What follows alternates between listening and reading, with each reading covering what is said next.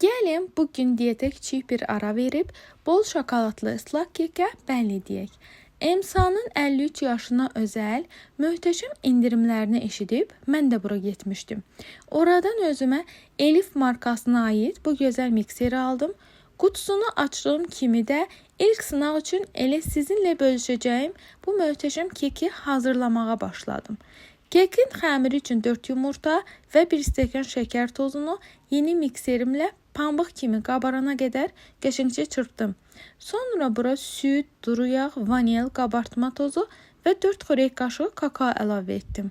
Aldığı qədər də unu az-az əlavə edib sobaya yolladım.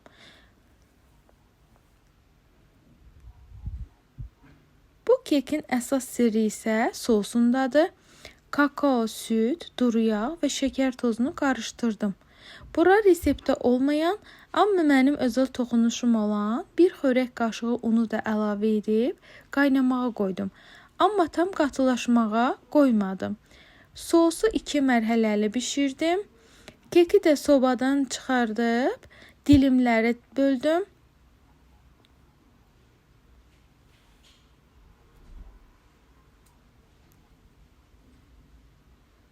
Və duru sosu kekin üzərinə gəzdirdim ki, içini tam çəksin və yumşaq olsun.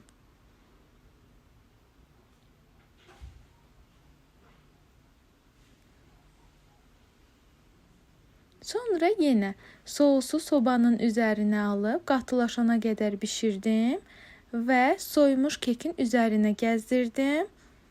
Soyduqdan sonra isə kokosla bəzədim. Hazırlayacaq olan hər kəsə nuş olsun.